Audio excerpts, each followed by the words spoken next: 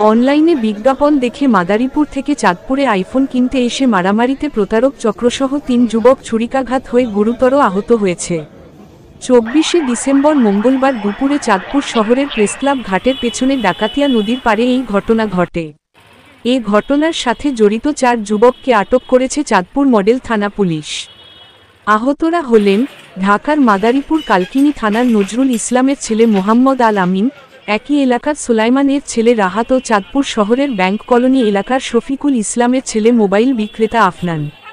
এদের মধ্যে পেটে ছুরিকাঘাত হয়ে গুরুতর আহত অবস্থায় আফনানকে উন্নত চিকিৎসার জন্য তাৎক্ষণিক ঢাকায় প্রেরণ করা হয়েছে।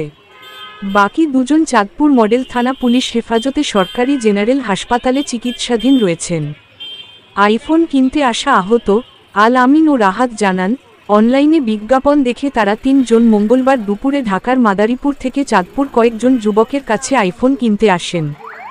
চাঁদপুরে যে জন যুবকের কাছে তারা ফোন কিনতে আসেন, তারা তাদের ৩ জনকে চাঁদপুর প্রেসক্লাব ঘাটের ডাকাতিয়া নদীর পাড়ে নিয়ে যান। সেখানে তারা তাদেরকে ফোন না দেখিয়ে উল্টো তাদের সাথে থাকা জিনিসপত্র ছিনিয়ে নেওয়ার চেষ্টা করেন। তারা বাধা দিলে ফোন বিক্রেতারা তাদের ওপর হামলা চালিয়ে ছুরিকাঘাত করে গুরুতর আহত করেন।